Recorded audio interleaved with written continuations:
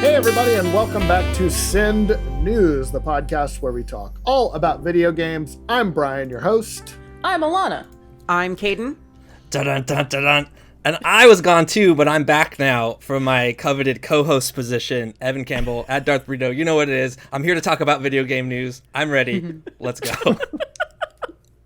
Evan, that is always a $5 intro. Connor's like road tripping across California right now. Yeah. Everybody's kind of taking various summer breaks, but we got of adventures. we got a good crew here for you this week. And first up, let's talk Call of Duty, you guys. Black Ops Cold War, rather. The leak had been out there forever because it's a Call of Duty game, and Call of Duty games always leak. But now it's been confirmed. They put out a teaser trailer. Pretty interesting. Lots of newsreel footage. An old interview with a KGB defector. So Cold War, not new for Call of Duty, but maybe a different spin on it this time. Yeah, as far as trailers go, this is kind of unprecedented. Not unprecedented, but there's no gameplay. There's no CG models in this. It's all kind of found or old footage from that era. Mm-hmm. And I wish I could be more smart about the way that I was approaching this and talking about it, because I don't remember any of I don't remember the Russian dude who's talking and explaining to you that there's a Russian informant who's been in the U.S. and is, to this day still unknown.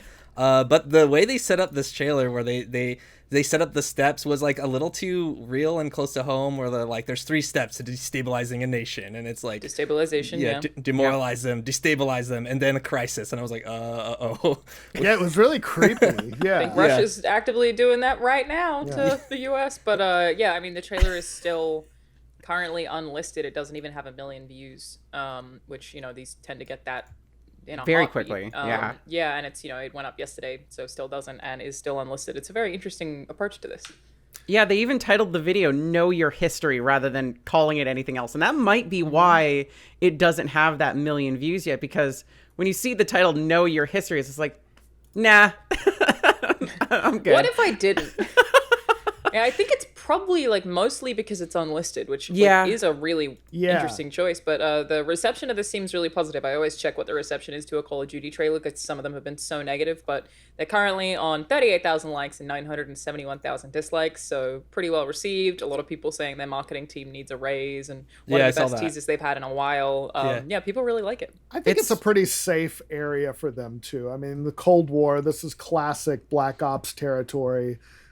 They said we're going to learn more August the 26th, so we'll get probably some kind of, cinematic, maybe some gameplay, I don't know. But the interview was with a famous defector from the 80s, Yuri Bezmenov. There we go. And he kind of broke down active measures for those of us in the West, and it definitely sounded very menacing. It looks, obviously they're all, very espionage-y, but this one definitely, seems like potentially lots of, secret agents and spies and things like that. So, I think it has the potential to be really solid. I said this on the Daily, but, you just hope it doesn't kind of boil down to this just us versus the Russians, those kind of tropes. But I think it has the potential to be really interesting.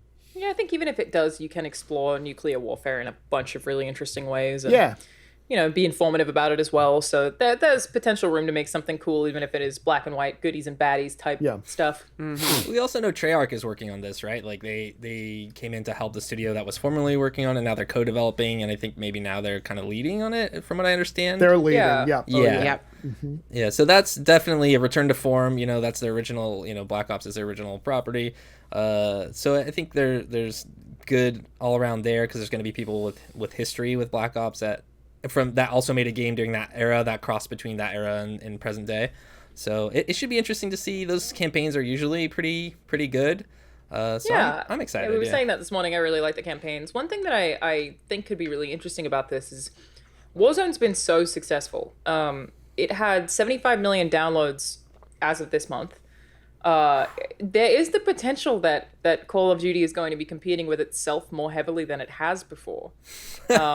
Where people might be like, nah, because they just want Warzone right now. Yep. So they kind of have to confirm a Warzone 2, I think. to sell this game? Or like maybe I don't know. I don't necessarily think that they need to if Warzone's that successful. I think they could probably just have these two things exist side by side. That's not the model really either, though, right? Because there's no PUBG 2, there's no Fortnite 2, there's probably never going to be. Well, yeah, but that's because those are complete titles, right? Like, this is modern. Like, unless I'm completely wrong, Warzone isn't standalone, right? You do have to download Modern Warfare, or it is packaged as part of Modern Warfare, right? I think that's not. I think that the changed. Case. Yeah, I think that Warzone is. Yes, originally it was something that was packaged along with, but it is definitely just... when I played it, I had the whole game. Warzone. Oh yeah, Warzone free to play battle royale. Yep, so it is. The game is part of Call of Duty Modern Warfare, but does not require the purchase of it. Right. So in that case, it should be okay that people would just play both. But I still am sort of expecting it. You know. I also think that this is going to scratch a completely different itch for a lot of people. Where I know some people are just like, battle royale isn't their jam. Fine, that's great, fantastic. Maybe Black Ops Cold War will scratch the more traditional Call of Duty multiplayer itch where Warzone does, the Battle Royale stuff. And they can be separate, but, doing the same things at the same times, but not encroaching on each other's space. Well, also I just looked up because I just Googled Call of Duty Warzone, right, to see make sure is it packaged in or did I just buy that when it came out or whatever. The first audience review is 1 star and it says decidedly the worst Call of Duty ever made. Everyone agrees on that and it's not even close. It also happens to be the worst game I've ever played. Period. Dang. That reminds me. I have a hard stance against Warzone. It's free. My old boss at GameTrailers.com always used to tell me a story about when analog controllers came out for the first time. So I think the first DualShock, and there was a reviewer who reviewed it and was like, "This will never go anywhere. This won't be a thing." No way. And it's definitely So that kind of take of just like, "Ooh, yeah, you missed the mark on that one." It happens. So funny. Oh man, I love a good negative review, especially if they're fun to read, honestly. Yeah. Not accurate, but fun to read. Yes, apparently everyone agrees that it's the worst Call of Duty ever made.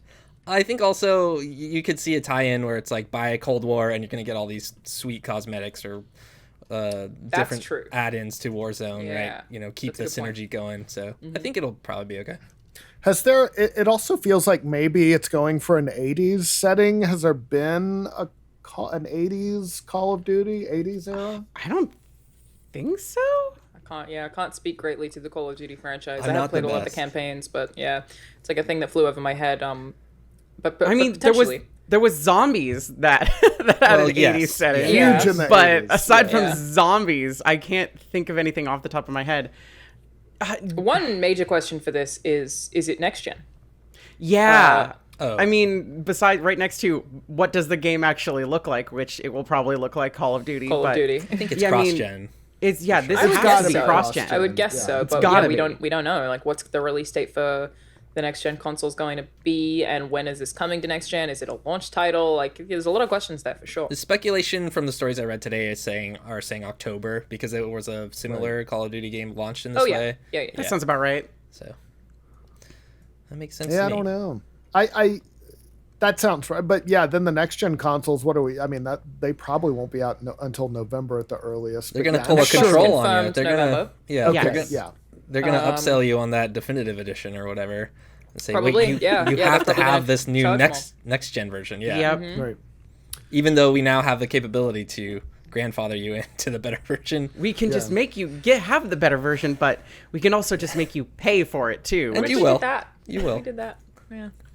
Speaking of next gen, let's talk Halo Infinite. Obviously, that got delayed. They just announced that, and the tech site Thurrott came out with a little bit of a closer look as to why it got delayed. And the main thing they brought up was outsourcing, and that's not new. Lots of probably most, if not all, AAA developers do some degree of outsourcing. Naughty Dog has a tremendous team that they use in China.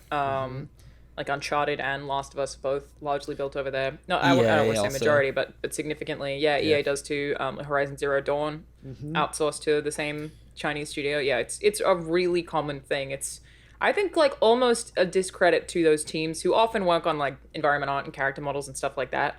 to say, this game was made in California. Yeah, they're so international. They're kind of the now. unsung heroes. Yeah, Yeah, do a lot of work and for a lot less money. Oh yeah, Animation does the exact same thing. Animation studios are the exact same nonsense. Yeah.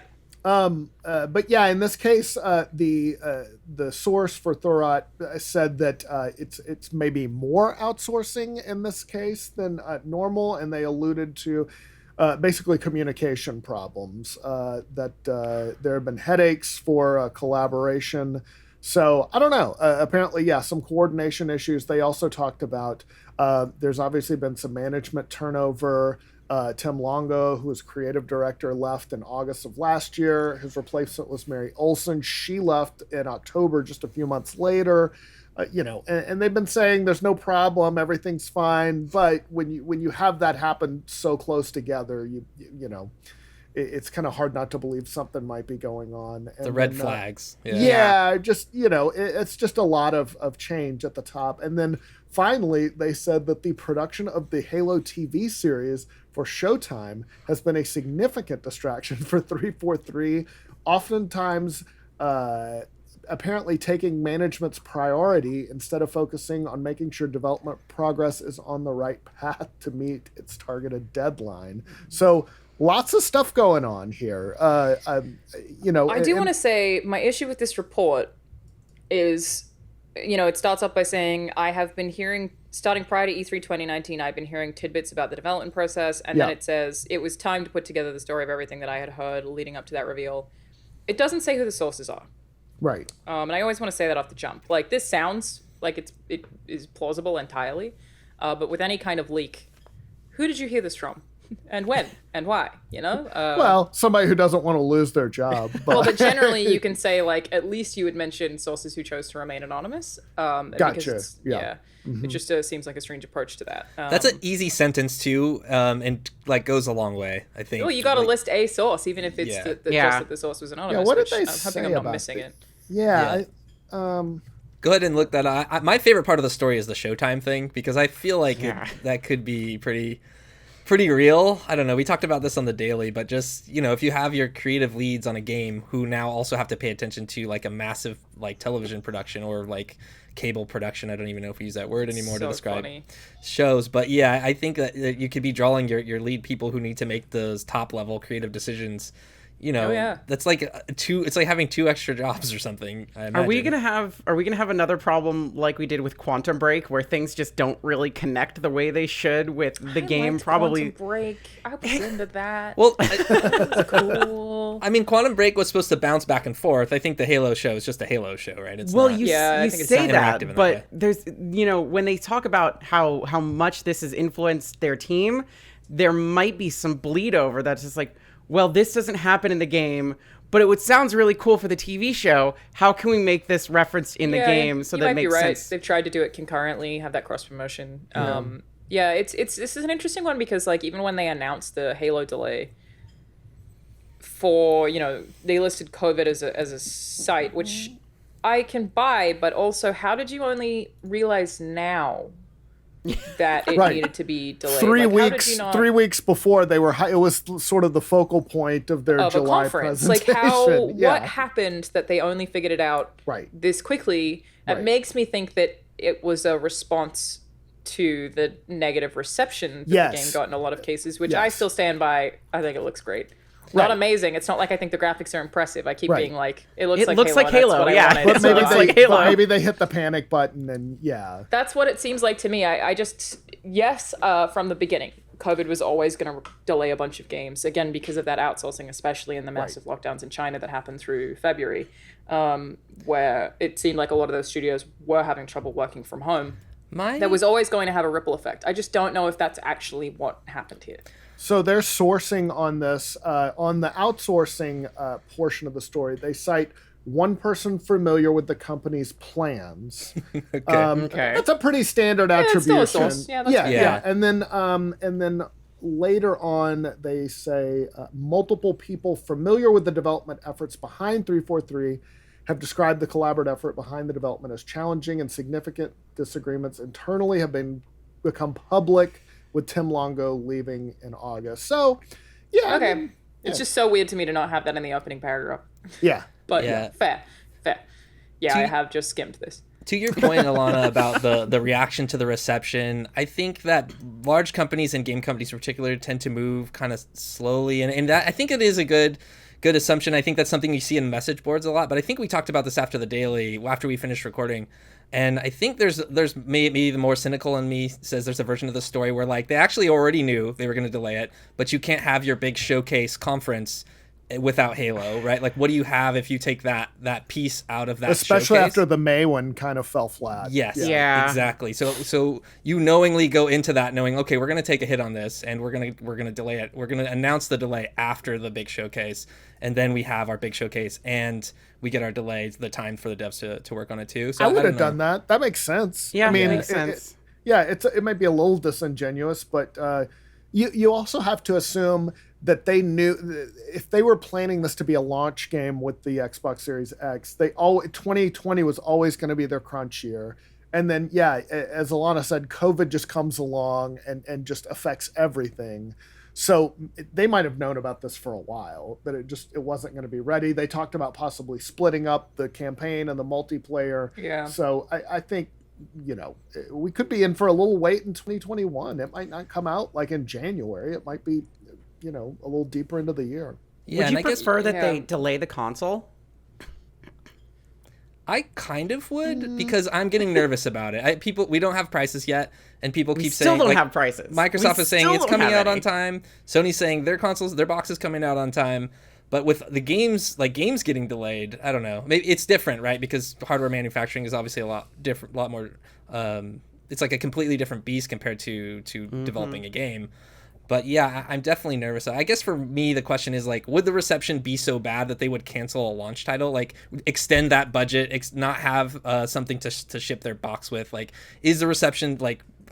I know it was bad, but I don't know if it was like that bad, right? Where they just like bite the bullet on another like 200, 300, 400 grand or whatever they did say a couple times that they believe they're going to sell out very quickly, which means that one of two things: they're either very confident or they're not going to have very many. Yeah, or I think both. It's the latter. Both. Yeah, it's also just market trends. Like, where the question of like, would you prefer it be delayed? Like, I feel like my answer has to be like, I don't care.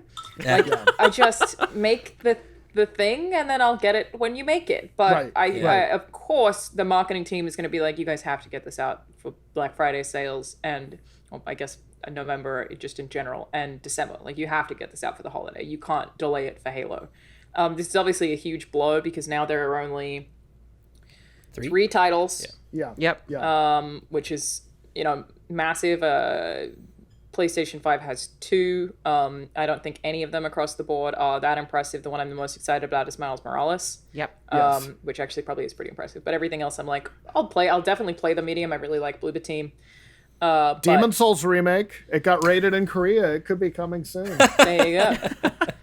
I'm excited. I don't care. Yeah, you can play most of those things. You can play most of those exclusives that are coming to the Xbox on PC too. So you don't even need a Series X. Yeah, and I've heard a lot of people say, "I got a PC. I don't need the Xbox Series X." I've heard that's playing Battletoads on PC rather than on Xbox. Like, it's definitely a thing. So I don't know. It's obviously a huge bummer for them because it was a big marketing push. They've struggled to launch a console alongside Halo before.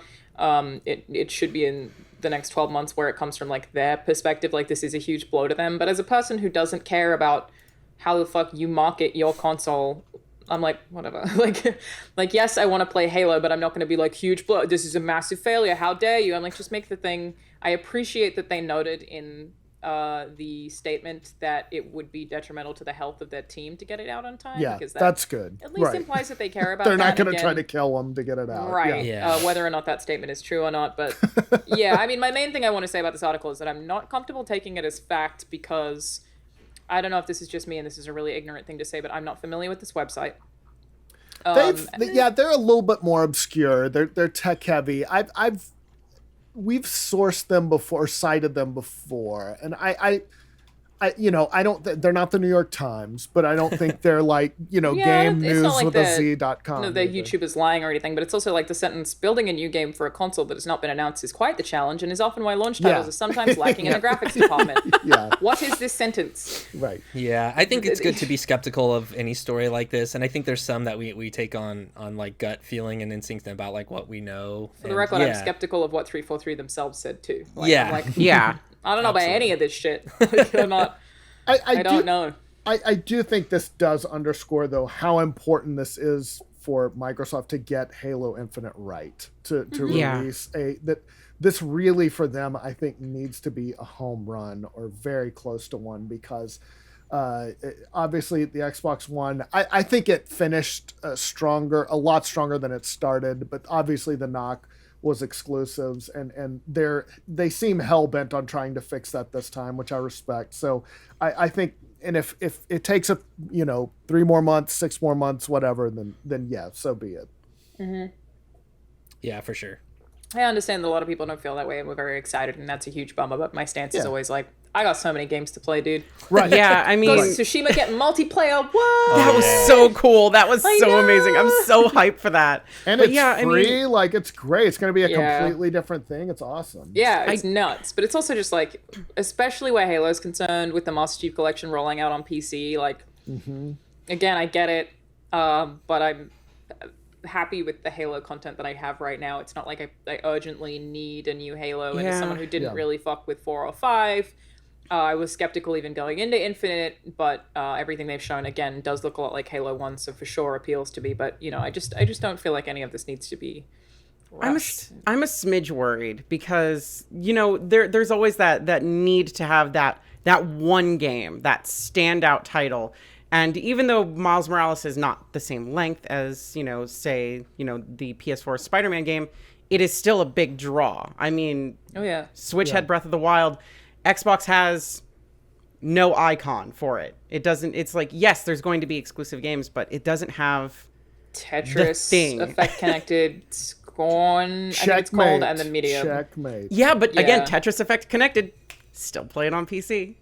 And it is also and it's coming to everything else. PlayStation. Yeah. So it's one of those things that's like, there's nothing that draws you directly to the Series X as I need this. If you already have like a PC and you have Game Pass with PC, then it's like, is there really anything to like tie you in there right from the get-go?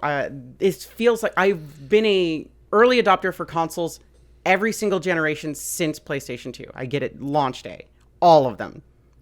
This is probably the one time since the PlayStation 2 era I'm probably going to wait for Infinite to drop for the Xbox Series X. And that's because... I bet a lot of people will. Yeah. Yeah, I think, like, that and they're very open about, like, I don't need an Xbox Series X by any means, because I can play everything on PC. But they know that, and that's not what Microsoft is doing leading into this generation. They are focused on Game Pass and services. So, if you aren't a person who needs the Xbox Series X, that's okay. And they've made it that way intentionally so that you don't have to buy the hardware. Right. So it's they not want like you on Game Pass. Yeah, whatever. Game True. Pass.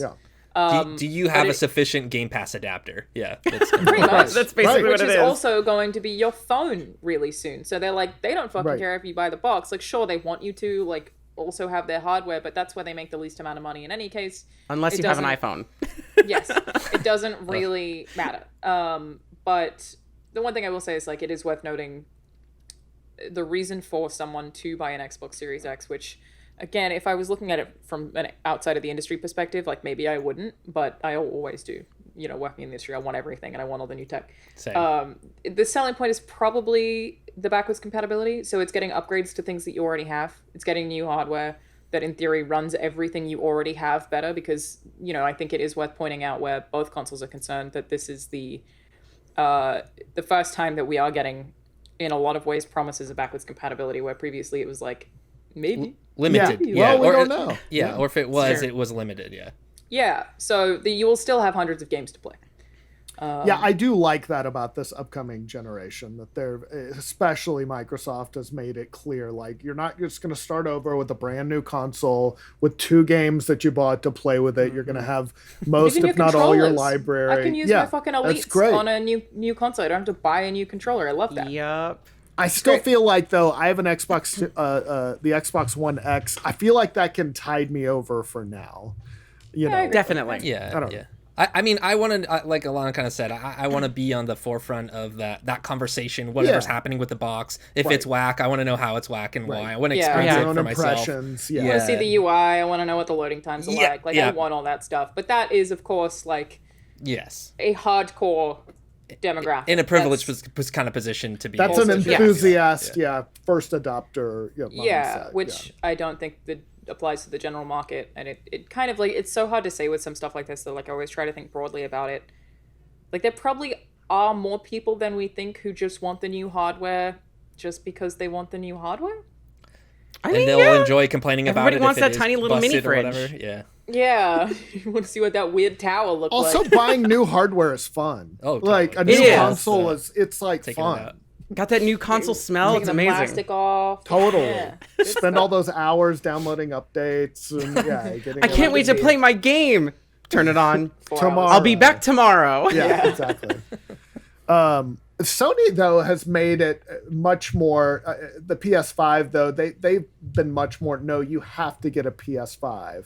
Ratchet and Clank won't run on old hardware. You know, this has functionality that no other console does, with the solid state drive and all that. So it's a very different approach than the other console has. That's why I keep saying I don't think the console wars exist anymore. I think it is actually done. You say that, but Sony just released a DualSense controller like commercial today. Have you seen it? It's wild. It's awesome. But it's really good. What I'm saying is that I think Sony is still focusing on selling hardware. They are going to make sure that they have exclusives on their platform, which in a lot of ways, like, I think exclusives in general, like, are frustrating because people are locked out of games for something that costs $500. But at the same time, Sony having that business drive means that we keep getting really, really, really good games from them.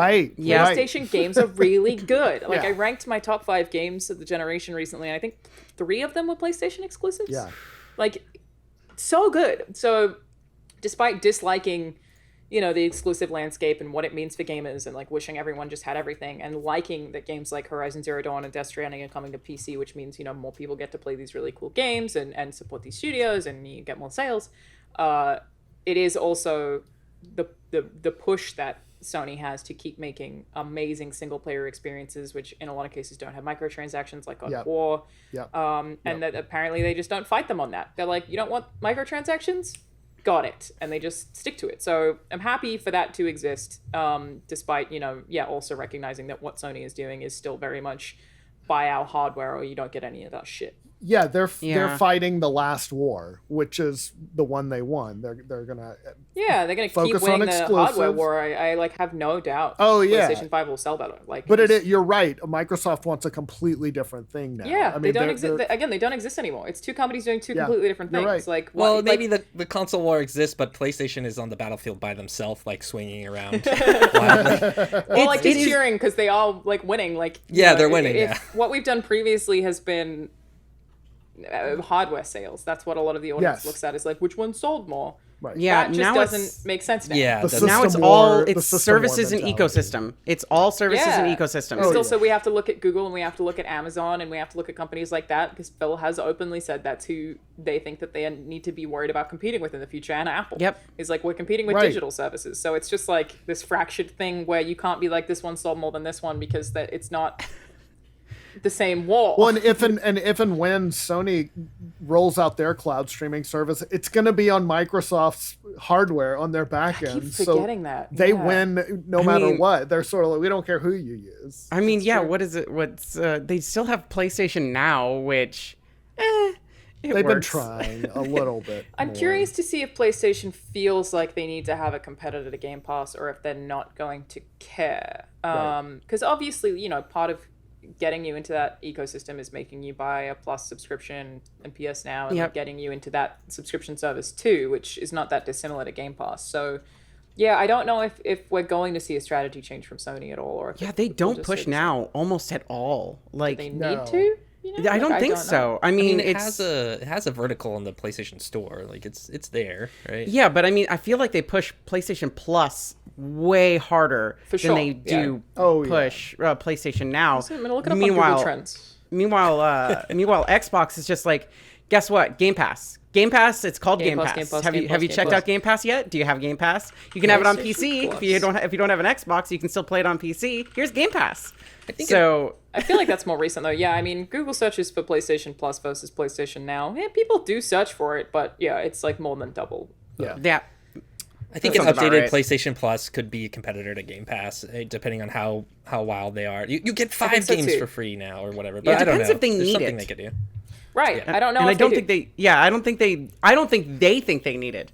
They might need it later, but they already have it in their pocket just in case they need to bolster it. So it's not like they need to create something from scratch. It's already there, sort of, and they can just go from there. Yeah, it just keeps getting in my stupid eye. I don't think Sony's is interested because it hasn't been working for them. They haven't put the billions of dollars into the infrastructure that Microsoft has. So yeah, they're like, why talk about it or talk about it that much? Speaking of exclusives, though, Microsoft Flight Simulator getting very good reviews. I checked Metacritic this morning, down a little bit to a 93 from its 94, but that's still really good, and it's PC only. It's coming to the Xbox. I don't know, at some point in the future. They haven't really said. They haven't announced it. But it's been getting some mainstream recognition. There was a New York Times columnist wrote about their experience flying with it. It's kind of, I don't know if it's a breakthrough, but this is much more publicity than I've ever seen a flight simulator game getting. I was excited to play it. Yeah. And I'm like, I've never played a flight sim before. Same. Never cared. Yeah, same. The footage is amazing. I hate being this person because I fought against it so many times. But my thing with these hundreds, like all these hundreds, it's Guardian, BG247, IGN, Press Start Australia. Yeah, BGC, GameSpeed. Like, they gave it a 95. But this game crashes. It has some of the That's not a longest pun, loading right? Screens some of the longest loading screens I've ever seen. Yeah. Like, how the fuck are you giving it? That's not 100. Yeah, that's not. No, 100. it is not That's 100. Not a perfect game. Reviews are subjective. I'm never going to argue against that. I mean, and such a fascinating thing about like where bugs are concerned. Bugs can also be subjective because someone can have a perfect performance and others can't. But it's very anecdotal. But everyone that I've spoken to has been like, yeah, I had a crash, or like I had a bug on install, or like the loading screens are absurd. Like, it just... I also wonder, too, and this is maybe a little cynical, I wonder if those little sites, though, are maybe feel the pressure to be a little bit more gushing, so they'll, keep the good relationship with Microsoft or whatever. I don't know. I feel like sometimes maybe we gush a little too much. Here's the thing. It's possible, there's but no mixed, no negative. There's not a single one on. It's 100% of critics recommend this game. I think that's fair in terms of, and I say this is someone who doesn't know shit about flight simulators. I really don't. I started the game and I crashed 2 planes immediately because I was like, oh, this is hard. Oh, it's a simulator. Yeah, it's a sim. Yeah. I was terrible at it, but it was fun. I like what it does. Even having now read some. Oh, I'm gonna sneeze. In mid sentence. Nope, no, I'm not. It's fine. Everything's fine. I'm gonna continue. Walk through the steez. It's fantastic. It's beautiful. It's the fact that it's the whole goddamn globe rendered. That's cool. Is nuts. That's but it is really amazing. Yeah, go on Twitter. You can see people are harassing each other by crashing a plane into your house and sending that to you. A picture of it. You can see each other as well. Great, people but gathering on Epstein's Island. Shit. it is really impressive. I know. But it is also just, I feel like I have to speak to that experience when we're talking about how it has such great review scores that okay, but I've had mad bugs with this. Yeah, the user score is that's a 6 great point, point, though. That's not a 6.8. 100 game if it's having those kind of issues. Maybe but the other big exclusive that came out for Microsoft, Battletoads, is out this week. Mm-hmm. Not as good on the Metacritic. It got a 72. Some positive. What do you mean, oof? 7's a good score. 72? It is. It is. No, we've like been conditioned to think that that's bad. No, Alana is right. Alana's 100% right. No, there's nothing wrong with the 7. It's also like exactly what I expected. I mean, I think there's nothing wrong with the 7 from my perspective, but I think the general nomenclature is that 7 is not good. Because you know what I we mean? made it that way. It's a yellow. It's a yellow on the score chart. It's color That means coded. caution. It says That's right caution. there. It's so silly. It's just like, Some all right, people, I mean, IGN 50 gave is it an not 80. great. 50 is not great. 70 is still fine. There are plenty 7 of games. out of 10, I'd be like, it's good. Okay. All right, cool. It's not incredible. It's just because it's got that little yellow alarm. I am Like, you shouldn't like stunned that there's no online multiplayer with this game. That it's offline only. Yeah. That's absolutely insane. This screams for So weird. a beat 'em up that you're gonna play online with people. The whole from the very first game, it was multiplayer. If Streets of Rage can do it, I don't understand. Yeah. You know, making games is hard. I get that. But I don't understand why Battletoads can't. But have either of you played it, Brian or Evan? I know I said I'm going to tonight. I haven't busted it out yet. You only got a couple days before you got to have the weekend the weekend roundup up where you do the 5-second review. I know. It's really short apparently. I played a bunch of it last night. Has this like very cool 90s like cartoon style that I just didn't expect. Like it feels very much like the cutscenes are like Ninja Turtles-esque in a way that I really cool. like. Yeah. The combat is a little bit strange at first because then I realized after a while I was like, is this dropping frames? Is this laggy? Like is the performance bad? But it's actually just that they've only animated a certain amount to stick with that style, which when you first look at it is a little bit jarring. I will say like, yeah, I'm happy with the enemy variety. The mini games are really cool. There's like, especially the ones where you're like riding a bike and having to dodge obstacles. I found that really fun. But I specifically, and this could just be an issue even broader than me, I have tendonitis in both of my wrists, which means that from playing too many video games, for the record, any game that's tappy, like that I have to tap a lot, is going to make my wrists burn. And generally, I will go into accessibility settings, and any game that gives you the option, I will turn off like rapid button presses because I can't do it. I struggle with fighting games. I can't play Guitar Hero for very long. Anything that's just like thumb movement. There was a boss fight that I got to last night where I had to absolutely quit because it was just infinitely spawning enemies while you're trying to take the boss out, which just meant a lot of tapping. And the worse it gets, the slower I get. So it just takes longer and longer, and they didn't have accessibility options. So certainly, like, more broadly, there are parts where I feel like the combat feels a bit repetitive because enemies can take a fair amount of time to kill. But, like, I definitely like the variety of them because it's like this one guy who can electrocute the ground. So you have to worry about where he is, or he can electrocute all of the water around you if there's liquid on the ground. That's and then cool. another guy who, like, shoots something from a distance. So you got to worry about where the electrocution guy is while this other guy's trying to shoot stuff at you. And just, like, be aware of the enemies that are on screen and where they are at any given time and how you want to approach taking them out. It's not just tap X to kill. A lot of move variety, really creative stuff, really funny. So, like, I feel like I generally agree with the 7s. Like, I'm like, it's cute and fun, but repetitive. Yeah. Yeah. Wow, definitely it is. a lot of It tapping. is short. How Yeah, long it's about to beat? 4 to 5 hours. 4 hours. Yeah. I mean, they've only pulled 2 people, but still, that gives you some idea. Yeah. Brian, how long does it take you to beat Battletoads on the NES? Oh my god, that's like, well, if you know what you're doing, it's only a couple of hours, but like the amount of work you have to put into like Get there, yeah. getting to that level.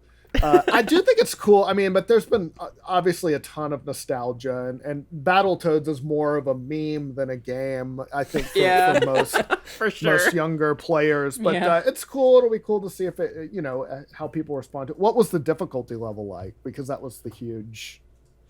That was such a hallmark of the first. Yeah, is it that kind of game? I guess is what I would want to know. Is it something where you have to play a lot and then kind of internalize patterns? Basically, what I will say is, when I was playing it, certainly at first you can just tap, but I kept having this thing where it was like I had to reteach my brain how to focus on this game, because if you're not, like, it feels like you can just tap things and like move between enemies, and like, sure, you can try to get S rank combo. I think I did that once.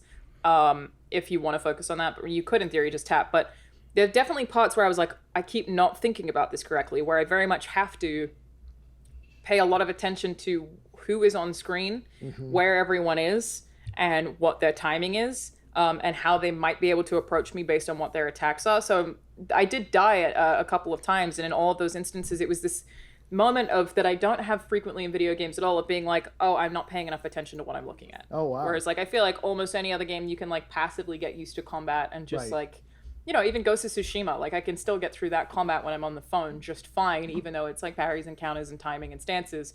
With Battletoads, I kept being like, no, you have to pay attention to what everyone is doing on screen. You can't just tap buttons and fly across the screen or you will die. Yeah. So it's not like I found it like, you know, brutally Dark Souls difficult. And I'm sure it would be easier playing co-op because obviously you can play with 2 other people locally. But yeah, it requires thought in a way that I didn't give it enough credit for initially, and like kept like having to just reconsider. Someone in my chat said the segment where you're like jumping between things and sort of semi-platforming on the bike took them like 40 minutes. And I can picture like some of those mini games being a bit tough. There's also like hacking mini games, and there's like a paper scissors rock mini game, and then there's like this working simulator game where you're like folding pieces of paper with like RV, and like it's all just really cute That's and cool. funny. Yeah, clever. Yeah, Does the I'm humor into work it. for you? Sorry? Does the humor work for you? Is it landing? Because it's supposed to be. It's kind of like a funny game, right? In terms of like the throwback. It's landing for me in a way that I think is just nostalgic. So like I don't know if young people now would find this funny. Like I'm not going to say no, but I don't know. But for me, it's working, and then I have this smile that is very like, "Aw, 90s." Yeah. Oh my gosh. So it's just like affecting my heart in a way that I find it really sweet and cute, but I don't know that is necessarily funny. I do also really like the art style. The background's beautiful looking. I have one more that I love the animation, but really important question. Yes. Is the pause screen music a banger? Yes. Yeah, we gotta know. screen music, you know what? Oh, that music Brian. definitely still exists. That's the literal opening of the game is that song. Okay, perfect. That's all That's that the needs to be main there. question. Yeah. A lot of great music. That's I perfect. like a lot of it. Yeah. Speaking of great things, guys, are you excited about RTX later this year? The at-home, the special RTX, obviously in this age of COVID, the sort of traditional RTX was canceled, but they're going to have the at-home event coming up in September. I think it's starting September 15th. But did you guys know, big news, there's a pre-RTX event in Dallas to kick things off. Yeah, it's going to happen at the AT&T Discovery District, and it starts September 5th. It's going to go through the September 7th. They're going to create a Ruby mural that's going to be live. Very cool how they're going to do this thing too. You can use your phones. It's going to be cool. It's going to be sweet. So you kind of use your phone, you record a video, and then you send it in, and it goes up in the mural? Well, so here's what you do. You can take your phone. If you got one of the new Samsung Galaxy Note 20 Ultra 5G, you can use that. You can use other phones, I believe. But they use augmented reality to draw on the mural. Oh, that's really cool. Yeah. pretty neat. You can kind of make your own mark on the Ruby wall. That sounds really cool. If you're not in Dallas, that's okay. You can create it at home using the Mark AR app. You can download that and start creating your own Ruby art starting September 5th. That's cool because Ruby is such a, the fans have just as much ownership of it. There's so much cosplay, so many fan creations. I'm sure people are just going to go wild on this thing. The Ruby fandom is fantastic. They are some of the most creative people out there, and I love the absolute heck out of them. So seeing what they're going to be creating with all of this and putting it all together and collaborating together, even though we are very far apart, is going to be really cool. And the fact that we can do this with the Mark AR app is very neat. Mm-hmm. Yeah. Every night their designs will be projected onto the wall for all to see. If you're on the AT&T 5G network, you can turn on Plus mode within the app to get the highest res video and very clear images to explore. There's going to be giveaways and more. They're all coming Labor Day weekend. And again, this is the pre-RTX event. That's basically to kick things off for the upcoming RTX at home, the virtual event. I know a lot of us are going to be involved in that. You can, if you're in attendance, you can also game right at the activation on the new Samsung Galaxy Note 20 Ultra 5G. So you can game, low lag times, fast speeds, great graphics. So that'll be cool. Get your game on. Heck yeah. But if you come to the event in person, obviously, look, there's COVID out there, but they say everything is going to be done with social distancing and precautions done on the site. But again, if you don't want to come out, you can do it at home using the Mark AR app. So I don't know. It seems neat. It seems, again, like Caden said, it'll be cool to see what the fans come up with. Yeah, this is super cool. Yeah. Yeah, they do mention that, like, for anyone who goes in person, they are sticking to all the CDC guidelines. There'll be free masks on site. Everyone does have to wear one, so they're taking care of all that stuff. Okay, that's good. All right, so guys, if you want additional details about the new Samsung phone, you can go to www.att.com/Galaxy Note 20 Ultra 5G. You can learn more about current offers for both new and existing customers. The Galaxy Note 20 Ultra 5G, great for gaming. 120 hertz adaptive display that automatically adjusts the refresh rate. It has an intelligent battery that optimizes for your gameplay. So yeah, good for gaming. And if you want more on the events, go to att.com/Galaxy Note 20 Ultra 5G. For details about that new phone, it launches August 21st. So that's cool. I think the pre-RTX event, it looks very cool. Sounds like super neat. Yeah. All right. Let's also talk real quick, guys, about Lumen Skin. Now, you've heard us talk about Lumen Skin before. I have personal experience with their moisturizing balm. I wasn't a big moisturizer before, but man, now I use it every time I get out of the shower. It's so good for your skin. Even though if you're sitting around the house, it's still important. You got to take care of yourself. You got to look good. It's going to be good for your self-esteem. You're going to feel like not so lazy if you did your skincare routine. Here's the truth, guys. Your skin has needs. If you want it to look as good as possible for as long as possible, you need to address those needs now. There's a company that takes all the guesswork out of it for you. You already know who they are, Lumen. They are on a mission to help men get the amazing skin they deserve through high-quality, expert-created products delivered right to your door. Again, the moisturizer for me has been the main thing, but it's just something that I know I should have done in the past. People I'm are like, aggressively hey, in support of taking care of yourself. Yeah, everybody 100%. should Men, moisturize. just do it. It's real good for your skin. It feels really nice. What are the benefits there? Even if you don't know where to begin, and I get it, because I didn't know where to begin either, but they make it easy to find the right skin management system for you. You can choose from different skin concerns to address. I got super dry skin, or you can pick up a simple starter pack for free. You deserve to look and feel your best, guys. Here's where to start. Go to lumenskin.com. That's LUMIN skin.com/send news, all one word, SENDNEWS, to get a 1-month free trial of everything you need to start your skincare journey at home. That's lumenskin.com/send news to get your first month for free. lumenskin.com/send news. All right. Thank you to Lumen Skin. Guys, let's do some questions. Yeah, Let's do it. To wrap this up. So this one comes from Arc Revenant. Oh, I know Arc.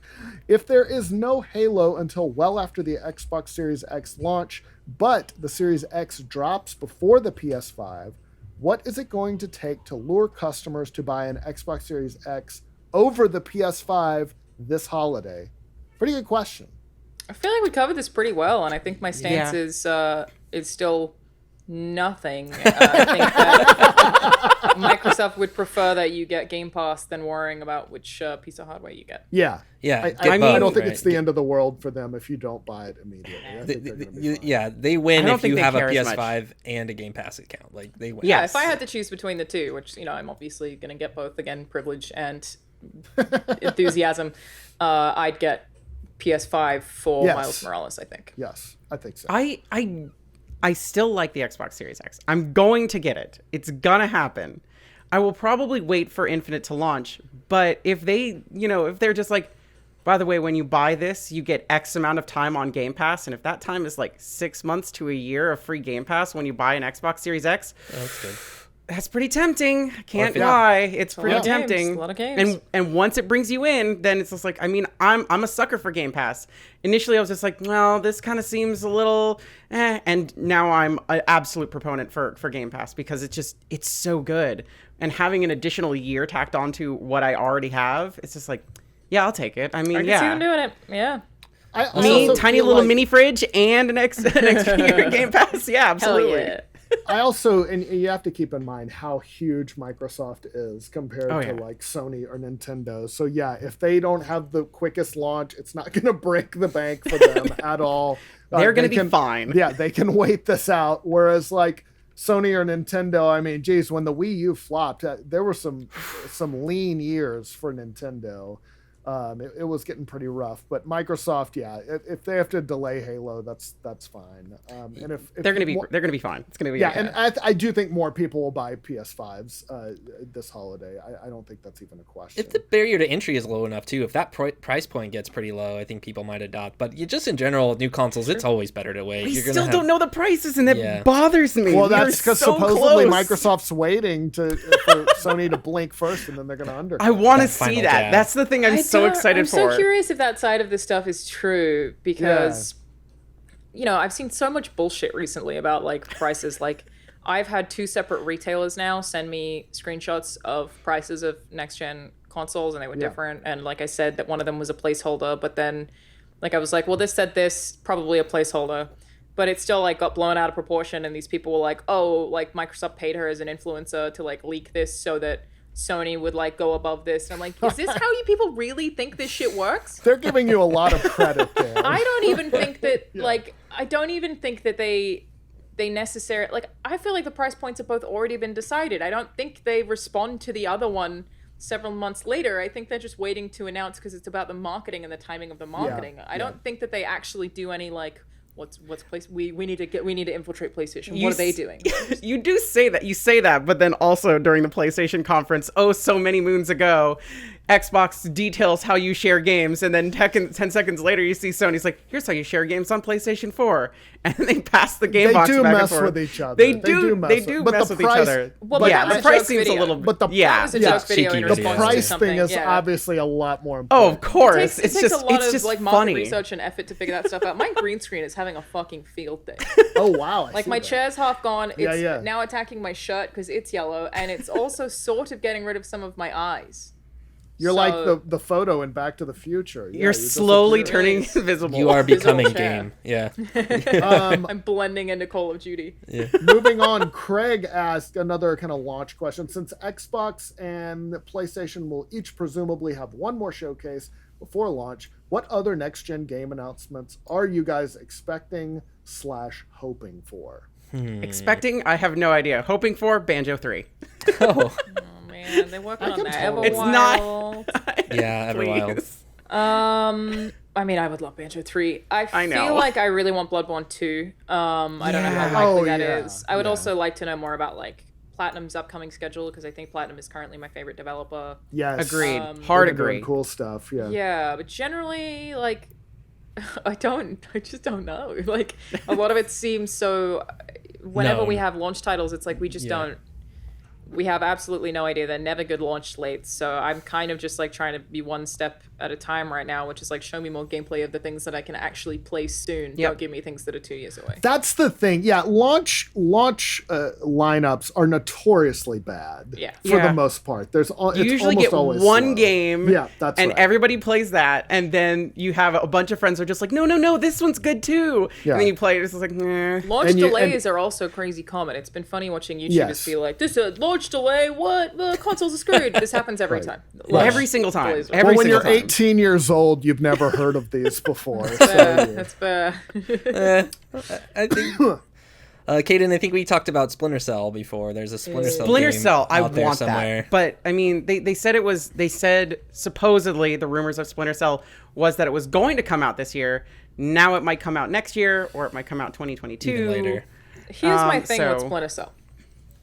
Do you actually want what Splinter Cell would be now? Oh, not me, but yeah. Think about what Ubisoft makes now. Yeah, that's And very worth stealth asking. games are difficult to market because they're hard. I actually think if you got Splinter Cell now, like, and I said this as a person who loves Splinter Cell, that it would not be Splinter Cell. It would be. To be fair, though, Splinter Cell has also had great multiplayer in the past. But You're 100% right.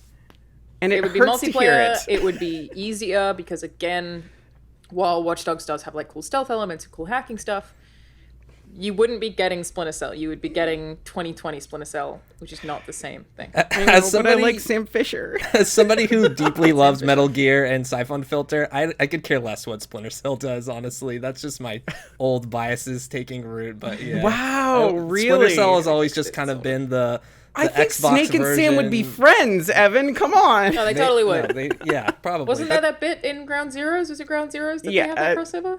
Sure, but at some point they're going to have to kill each They've other. referenced each other more than a couple times. It's super cute. Yeah.